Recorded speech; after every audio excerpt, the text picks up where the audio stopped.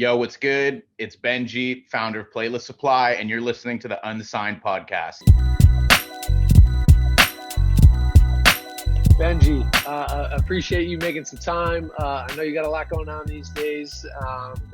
There's a lot going on in the world too. So yeah, man, glad we were able to connect a couple of weeks ago and make this happen. Hell yeah, I appreciate you having me, and I'm super excited to, share what I can. Dope, man, dope. So yeah, let's just jump right into it. You and I, we connected. Just being like-minded, individuals in the music space, and we had a really good, kind of initial chat. So would love to save the deep dive for this episode. So let's just start right at the top. Tell me a little bit more about yourself. I know you're based out in Cali. Are you originally from there? And, how did you get your start in music and to where you're at today? Yeah, absolutely. So I'm originally from Cali. I was born and raised in LA, in the San Fernando Valley, to be more specific. I grew up right off of Van Nuys. I went to school here my whole life. And yeah, music's always been something that's just kind of like, it's kind of a part of the vibe of LA. That's what you do on the weekends. I was going to Low End Theory back when it cost $5 to get in. I had this little like veteran pass. I remember like a friend coming to school with Good Kid, Mad City, like in high school when it first dropped. And I'm definitely a Valley boy. So I'm born and raised here, and I don't know. I've always been involved in music. My parents from a young age like forced me to play piano, and as I grew up, I kind of switched between different instruments. I played trumpet for a few years, and in high school, I found myself in the school jazz band playing drums. And I actually have a funny story where I wanted to start playing drums, but my parents were not down to support it. They were like, of all the instruments you could have chosen, Yeah. this one's not it. And so I created these like handmade flyers, and I went around my neighborhood trying to walk dogs or like mow lawns, or like I was basically telling people like, whatever I can do to buy a drum set, I'll do it. Just let me know how I can help. And the most LA thing ever, one of the people on my block was actually the marketing director of DW, and he got this flyer and was like, you know what? Like he like hit me up a couple days later, and then he came by the house with a snare, like this super nice like white marble DW snare, and I skipped the dog walking thing altogether. I was like, I got the snare drum, we're set. I'm good. Yeah, and so I mean that's I kind of also just realized at a certain point, like after playing a bit of music, that I didn't necessarily see myself as the person on stage making the music or playing the music, but just the pivotal role that music played in my life. Like when there was times when stuff was like, you're dealing with like the angsty teenager years, and I'm listening to Slipknot and Tool. Or, there's those years where I'm listening to like Catch a Fire or Flying Lotus. And it was it was one of those things where it was so important to me. And I met so many people through it. And I was like, regardless of how I'm involved in this, I know that I want to work in music. And so eventually I kind of recognized that I had like a knack for more marketing and branding, kind of the management stuff. More specifically in college, I had a friend who was a rapper, and he was awesome, but he just didn't understand like the marketing aspect. And I kind of like, before I knew that management was a role, I kind of just started helping him set up social media and helping him submit to blogs. And that's when I kind of realized, okay, this is stuff that, people do for bigger artists, and there's a whole industry around this. And yeah, that's kind of my spiel on how I found my way into music. So yeah, man, that's dope. I think a lot of us share those same sentiments of like music just hitting us and connecting with us at an early age, and us just wanting to live out. I think all of us as adults, right, that love what we do. We're all just trying to live out our childhood dreams, right? We're trying to be the fucking NBA, or we're trying to be the manager or the artist or whatever it is, because that's what something happened to us at a young age, and it just stuck with us, and we can't shake it. So yeah, man, that's dope. So you talked about kind of being an artist yourself, doing a lot of marketing stuff, and then kind of shifting over into the management thing. So I like to just ask a favorite moment of your career thus far. I know you've kind of done two things. We're going to talk about playlist supply in a little bit as well. So curious to know, kind of two things. What's been a career highlight from the management end so far? I know you're early on in your career, but what's been a great moment so far there? And then more specifically with playlist supply, that's a super young baby the last year. Curious to know what a highlight has been over the last year for that as well. Yeah, that's a really good question. I feel like I'm having trouble thinking of one highlight, honestly. The whole thing's been a highlight. Yeah, just from like getting to talk to some people. Like I ended up like talking in a DM like a year and a half ago with Anthony Fantano. And like as a music listener and fan, like yeah, like, I'd met some really big artists, and, I've met some big managers, and I've been at like record labels things, and I've met plenty of cool people. But, as someone that used to like listen to his reviews and, just kind of like the internet personality he has, chatting with him for like even just like a quick DM back and forth, I was like, no way, I'm talking to Anthony Fantano right now, because he's such a legend. And that was like a really cool moment. Just kind of like the broader, like that was like a broader management favorite moment for sure. Yeah, I think, it's always like a good moment when like you're working with an artist and they that deal that they wanted gets signed, or that tour that they wanted to get booked on gets booked, or they have like an artist that they've looked up to since they started making music, and they just book a show. And yeah, I'm managing this indie rock band right now, and we just locked them in with they're opening for Chastity Belt. And like these guys like started making music like less than a year ago, and they love Chastity Belt. And I'm like, I don't understand that personal connection that they have, but just hearing them like geek out about how excited they are to be listening and to be opening, and they're going to be backstage with artists that they've listened to for so long and that they love. And I'm like, I'm just like, just seeing them happy like that's definitely a favorite for me. Yeah, and with playlist supply, I don't think there's any one particular moment that was like a favorite. I definitely got a lot of really good feedback from like music industry veterans that I look up to and people that are experienced, and that always felt good. But I think just seeing like there was a Reddit post by some random stranger who used the tool and had a successful story about going from like a few hundred Spotify followers to a few thousand in like a relatively niche genre. And like when I read that, and it was just super organic, and like just reading someone's personal experience was something that I got to help create, and how it kind of like helped them like boost their career. And it helped them in that initial kind of like milestone, which is so difficult for so many indie artists to break through. Like that first 1,000 fans is like some of the most crucial. And to hear someone that just kind of like found the tool, did their own research, did their own use, and then like felt compelled enough to go and share their story on like a forum like Reddit or something, I was like, this is super cool. Like that was definitely honestly a favorite. But just in general, like getting to help empower artists is like my favorite thing as a manager with playlist supply. It kind of all got like enmeshed a little bit. That's dope, man. Yeah, when you have those moments that you hope for and like that you built something for actually happen, that's like the win. It's like, oh, it worked, and people are using it the way, speaking about playlist supply specifically, using it the way it's intended, and somebody completely different, random, you would never think that your thing will spread to the far places of the internet, and it does. When it does, it's like, oh, that's really cool. It's amazing. Exactly. Yeah, you're spot on. Yeah. That's dope, man. So, yeah, want to switch gears a little bit. Appreciate you sharing the stories, and now kind of talk a little bit more about like day to day, and pick your brain about some management insights as well as some playlist supply stuff too. So let's just start right at the top.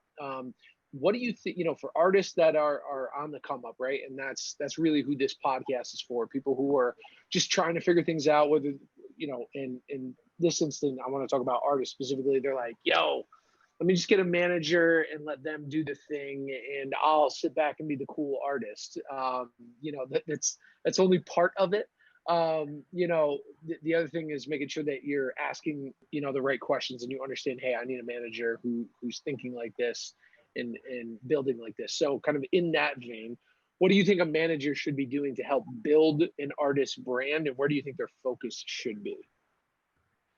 You know, I think managers take all kinds of roles, and there's artists that are super hands-on, and then there's artists that are super hands-off. And I think kind of like the manager's like definite role should be, you know, kind of assess the trajectory and like be thinking long term, be thinking short term, like give the artist space to make the music and to do what they're best at and to focus on the creative. And yeah, I think a lot of that comes down to like, you know, understanding what the brand is, making sure that that's developed, thinking, okay, what are similar artists? Where do I see this artist in 5 years? What are like the must hit like destinations, blogs, websites, playlists? What are the like essential stones that we got to flip in order for this whole thing to work?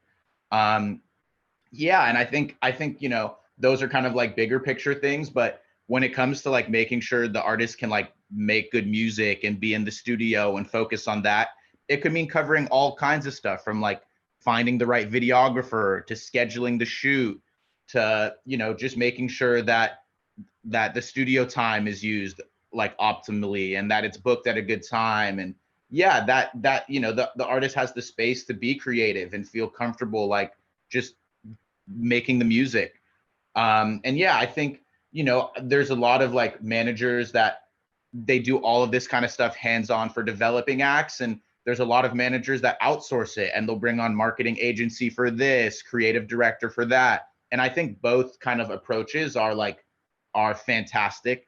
It just totally depends on, you know, like how involved you're trying to be, how involved the artist wants to be. A lot of times artists will have all of the they'll know where they want to be in 5 years. They know when the album's coming out. They know when album 2, 3, 4 are coming out.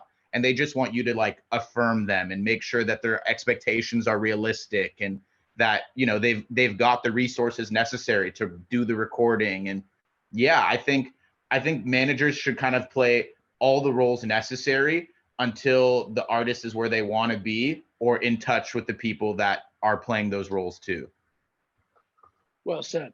Well said. Another thing that you touched on in there was just a bit of the creative piece, right? And sometimes, um, you know, it's sometimes the artists lead that end of it. Sometimes the managers lead that end of it. You spent a lot of time focusing on that. You went to school. You did a bunch of creative direction yourself as well. So, I want to ask you this. It's kind of piggybacking off the last one. How important do you think branding is for up and coming artists, and when do you think they should focus on that? Right? Sometimes they're like, oh, right out the gate, everything's got to be super crisp and clean, and that almost slows down the process of, you know, the piece of art or content actually, you know, getting put out into the world. So yeah, how important do you think branding is, and when do you think an artist should really focus on that?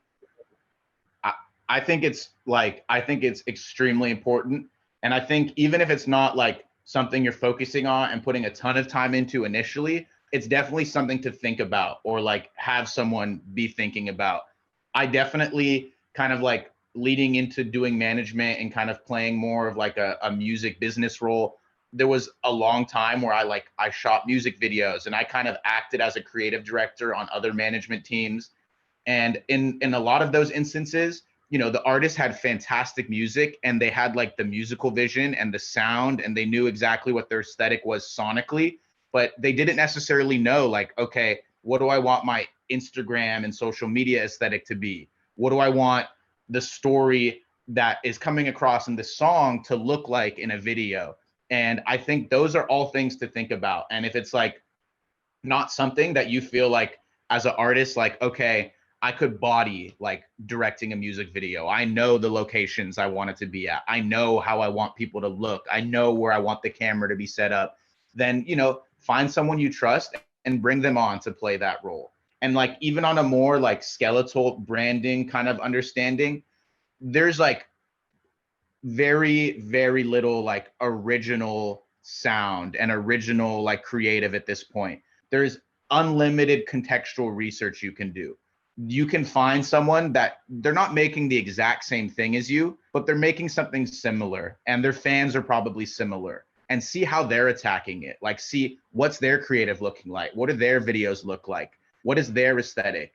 And, you know, there's a lot of artists that really do believe in copying, but whether or not you're going to go and directly copy something or it's going to be like just a big inspiration, most artists, I think, like the most important way to dissect your branding, if you haven't done it yet, should be finding like 10, 20 artists that are either similar to them, inspire them at a place they want to be in terms of success or recognition, or, you know, like the amount of music they've created, and go and look at like, okay, what has their career trajectory been? What did their first music video look like? What did their last music video look like? What does it look like when they got no budget, when they got a big budget? And let that start getting like the gears turning in your head.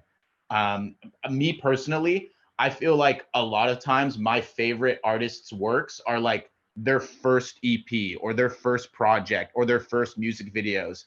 Because when you don't have a big budget, when you don't have a big team, you've really got to get creative, and you've got to like make it happen. And I sometimes feel like that's when like the most raw, organic, real creative stuff happens, is when you're pushing and you're like, you know, I don't direct a music video, but I'm about to. Like, I make music, but today I'm directing the music video for my music. And it's like when that vision kind of like crosses different like mediums. And yeah. Yeah, I think that's so true. A lot of people don't think of it that way. Those problems that you run into, right? I don't have money, you know, for your early stuff. That to me is just a creative problem to solve. And if you, as the artist, think you're a creative person, you need, you know, you can use those same sensibilities to say, okay, how can we do this for cheap? Great, we don't have, or, you know, how can we rent cameras for the cheap? Who do we know that have cameras? You know, a movie I always go back to that I think is super dope is Be Kind, Please Rewind with Jack Black and Mos Def, Yassine Bey. Like, just such a dope idea. Like, that is, the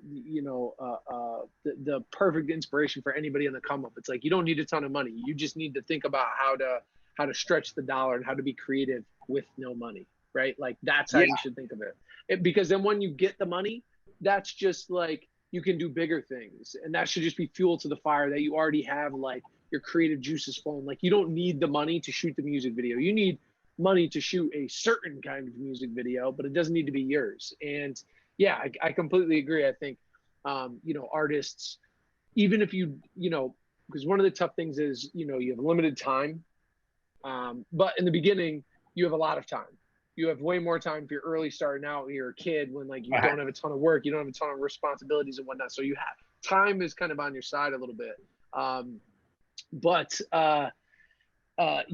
If you don't want to, give that all of your energy, you still need to be like saving those posts on Instagram or saving the inspiration elsewhere, so you can come back to it and say, when I do have the funds, or when I get to a certain point, I want things to look like this, because it is important. Like, at the end of the day, like, it is about what you're putting out into the world and what people are really going to connect with. And even if you can't focus on that, you should still be like filing it away, so that when you do have the time, or you do have the resources that you need or that you want, you know exactly where to go. So you're just really optimizing your time, like you were talking about before. And that's kind of a great segue into this next question too, talking about communities, right? This is what we're all trying to build. At the end of the day, this is what artists are trying to build, whether they know it or not. It's a community of people that care about the same things in the world, and the music is just like that lightning rod. So curious your thoughts on this. What do you think are some tentpole ideas for building a community, and what do you think are the best ways to do that? Email, social media? Is there something else that's kind of new in the mix? Like Discord is obviously popping off even more so over the last year and a half, specifically with music. So curious your take on how to build some tentpole ideas for communities, and where best to do that. Yeah, absolutely. No, you're spot on. I feel like Discord's really popped off in the past like year or two. And that's definitely like, even if you're not using Discord itself, even if you're using Telegram or like a WhatsApp group or like a big iMessage group, finding ways to kind of like get all of your fans in one place. Like there's even a DM group or like some sort of IG fan page or that's like sharing unreleased. And definitely like finding ways to get people to be like committed to your vision and kind of like, you know, bringing them into your world, whether that's with like unreleased music or unreleased studio sessions. Another thing that I think of that I know artists are doing is like, I know artists that are making like OnlyFans, or they're making like I know there's a couple other ones, but they're making like pay platform. They're taking like a platform where you pay monthly, and they're giving people who are like the most hardcore fans exclusive content monthly, whether that's like an unreleased snippet or like a behind the scenes of the music video. And I think doing stuff like that is like super crucial. And you know, I think it's more accessible than ever, like what platform you're going to use or like where you're going to have the chat. But like, yeah, I think just like kind of finding content and finding ways that like you can get people more involved. And sometimes it's as easy as just sending out DMs. Like, look at the people who like all of your posts right when you post them. Who are those fans that like you've noticed, like these are people that are like really like into me more than like, you know, more than anyone else. Hit them up, just say hi, like just see who they are, find out a little bit about them. Like, you know, it doesn't take more than 10 minutes to go on Instagram and send 5, 10, 20 DMs. You can just DM like your most engaged followers. And like some of these people are going to be, you just hitting them up and saying hi could be enough to get them to be like a hardcore super fan. Like they listen to your music all day. They love your videos. They're going to like take a screenshot of you saying hi and send it to 50 of their friends. Like it's honestly, I think, a lot more easy to build a community than people anticipate. And sometimes it just like, you know, what would you do with your friend group? What would you do with like the homies? Like how do you like hit them up? Like start treating some of your fans like that, and you know, share with them some of the stuff that the snippets you'd be sharing to your friends. And I think Discord's a really good one because the platform itself is like, it's got like a ton of add-ons and there's mods, and there's like, you can like listen to music with your friends in Discord, and it's got like, there's so many like built-in ways to do the community building in like a tech accessible kind of way too. And yeah, I think just like even like playlist supply is like, you know, third-party playlists are like super successful initially because it's like people sharing music with their friends. And so even if it's like there's that artist pick option if you have Spotify for artists, like make a playlist that's just for your fans and then send it to them individually and be like, yo, check this out. And there's definitely like, I've stumbled on playlists using the tool that like, I know this playlist is like for one friend group. Like I can tell like this is like someone and their friends playlist. And it's like, yeah, like like some of those probably are like people are gonna find stuff in there and become more of a super fan than any like big, you know, Spotify editorial this or yeah. So yeah, I think it's just, you know, brainstorm and just like kind of get to it. Send the DMs, send the messages. Yeah. Again, well said. And I think another great hack too, and another insight that I found helpful is just like you said, going on Instagram, whatever your social media platform of choice is, and finding those most engaged fans. And then if you are short on time, which a lot of artists are on the come up because now you have to do so many different things, hit them and ask your most engaged fan to be the leader of your community group, right? Like come up with some benchmarks that you need for this person, you know, some roles and responsibilities that you need this person to take care of, and hit up 5 or 10 of those people that you know are diehards and be like, hey, you know, I'm thinking about starting this community thing over here. I'm a little short on time. Like, looking for somebody to kind of ramp this up and like help me build content. Like, you think you'd be down for it? And see what people say. Or maybe you need to find 3 or 4 of them and they kind of team up and they can do a whole bunch of stuff. But like, are you kidding me? Like, think. I go back to the same thing. Think about what you want as a fan. Imagine your favorite artist hitting you up and saying that to you. You'd be like, holy shit, yes. When can I start? Like, right. You want me to do it right now? Okay, hold on. You know, what do we want to call it? Like, I'll have everything set up tonight. Like, you would have jumped at that opportunity. So, you know, you're most engaged fans are thinking the same thing. So like tap in Yeah, and just be a human, like you're saying, like exactly. have the combo and be like, hey, what's up? Worst thing that's going to happen is they're going to not answer or say no, and then you're right where you Exactly. are anyway. So it's really like a no lose situation. Yeah. Cool. And agree. Discord is just it's a great spot because there's so many there's so many different functions. There's so many different things you can do and really tap in. It's amazing. And your one tip about like asking your super fans to kind of run the page, or I can testify like there's like major artist teams that do that. Like Yep. they'll have like the Instagram group, or they'll have like an Instagram fan page, and it's run by the super fans. Like that's like a very common, like, people are doing that because the super fans are going to go and find that picture that like you thought your friend didn't post, and they're going to go out of their way to like build that kind of like build that atmosphere that like only you could do if you're obsessed with the artist, or like an artist isn't always thinking from the fan perspective. And Yep. so like, yeah, it's that's definitely, like, I can think of off the top like a couple artists that I manage have like Instagram DM groups, and the people talking in it the most are the fans, and like the people that are starting conversation are the fans, and the artist hops in every once in a while and will like share a video of them in the studio, or like see what's up, but for the most part it's like the fans chatting everyone up and like making shit happen. Yeah. It's like again, those fans, they're probably younger and they have the time, right? That's what they care Exactly. about. Like they care so much about you. Again, put yourself in their shoes. What were you doing when you were 18, 19, 16, 17, 18, 19, 20? You were like obsessed with music. Those are the people that you want to tap into and just help them out. And then at the end of the day, their payment is like just being a part of it, right? The value that Exactly. they get from just being like the head fan is like amazing to them. And then you can also start to tap them when you do great shows and be like, you know what, like here you go, like come through some backstage stuff, we can meet in person and show love. Like there's so many different ways to do it, and it's really just thinking about just being a human and having a level of empathy and saying like, oh, okay, I understand you're a big fan, let me give you a little bit of my time, because that's the most precious asset that we all have, right? But we all often Exactly. forget that, so it's crazy. Cool, man. Want to switch gears now and talk about playlist supply specifically? You touched on it just a second ago with third-party playlists, and I want to go deeper into that because I think the tool that you and your team have built over the last year and a half has just been amazing and just like long, long overdue. And I think a lot of people will find value in that. So let's start right at the top.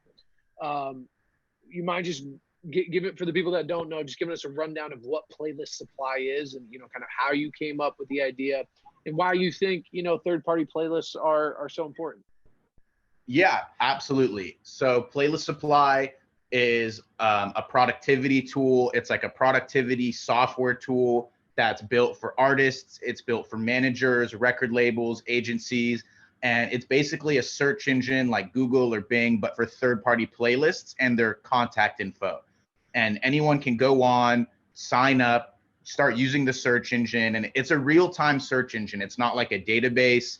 It's like the software, like the tool, like you type in like a genre, you type in a keyword, you type in an artist, and it's going to go and index all the playlists that have relevant information based on what you searched. And say you're an artist looking to get your music into more playlists, you go on here, you search for similar artists, you search for similar genres, and you're going to get a bunch of potential people to reach out to, and you can just kind of start doing your own outreach and your own campaign and getting yourself into other playlists. And yeah, the tool kind of came about out of like necessity. I was working with like my roster at the beginning of the pandemic, and I just started noticing like emails coming in, bookings getting canceled. The whole music environment was changing and like starting to shut down. And I'm definitely someone that's a little more tech inclined. I'm not like a coder or anything, but like I've noticed the music industry shifting to like a more digital age for a long time. And I think that with the pandemic and COVID-19 kind of shutting down live venues, and it just sped up that process even more. And I got to brainstorming with my team, and I was thinking like, okay, how can we go harder on digital streaming? How can we go harder on the outlets that our artists still do have and are still going to have, even if they can't go to any shows. And yeah, I had been doing like a lot of playlisting through third-party agencies and through other services. And I had a couple experiences where I just like, it just left me with kind of like a vengeance for the whole playlisting world. Like I like paid for a campaign, and I know these guys are just taking money off the top and pitching to like the same 5 playlists that they ran for the last campaign. And I'm like, how do we change this up? Like, how do we like approach this from a different angle? And I'd been doing something that a lot of managers and artists had been doing for a while, was I would have my team. I had like an assistant who would go through, and they would like manually go through on Spotify, and they would look in every playlist description to see if there was a contact info. And they would search for playlists on the music listening platform, which is like, you know, it would take hours sometimes to get like a nice chunky list of like contact info. And, you know, this started to like, I started to lay in on this more when I had bad experiences with these other services. And I had some really great results, like locking playlists in this way. And I was like, okay, how can we take this to the next level? And I wanted to automate the process so that my team didn't have to spend so much time doing it. I reached out to a handful of coders on freelancer.com. I kind of explained to them like how pivotal playlisting was, what my team was doing, and they kind of spat out this software. And it started as like a computer application just on my computer, and I used it with my team for a bit, and I got really good results. And I was like, all right, I gave this out to a couple friends, like some friends of mine over at Motown, a friend of mine at Maverick, a friend of mine at Create. And I gave it to some people who I was like, these are the, like, they're going to vet this and they're going to know right away if this is like functional for the rest of the music world. And they got back to me and they were like, you got to get this out to more people. This is a game changer. It's crazy that this isn't already available. And yeah, at that point, like we made it like an online software tool so that anyone can go and log in and sign up. And yeah, it's just like a really strong productivity tool that, you know, any manager or indie artist or label or agency should have in their arsenal. Like, it's just one thing in the toolbox that you should be using to get music out. And I think like just from like all the feedback I've gotten, and like, you know, I've heard from people in different genres, and I've heard from, you know, random strangers on Reddit, like we talked about, like just how successful this can be. And, you know, it's the tool costs $20, and some of these other places where like you're actually paying them to do the whole campaign and the work, they're charging like more money than a developing artist has in like their whole EP budget or their whole album budget. And with this, like anyone can go, they can sign up, they can use the software for themselves, they can do their own campaign, and they can get results based on like how much time they want to put in. And yeah, like, you know, just like other softwares and Discord and social, like just like accessibility is bigger than it's ever been before. I think Playlist Supply is just like a really, really accessible like productivity tool that anyone can go and use to try and get into bigger playlists or get more listeners. And yeah, that's kind of the story of how it came to be. It was just like me as like a manager thinking like, okay, what else can I do here? And, you know, I think there's a lot of elements of the music industry that are like super old school and haven't been updated for like 20 years. And, you know, streaming has kind of like updated the whole listening world and taken it by storm. And I think there's a lot of stuff that still hasn't caught up. And like the playlisting thing is just like this gray area that like people know it's important, but they don't know how to tackle it. And Playlist Supply is just like a tool that you like anyone can really use to tackle that.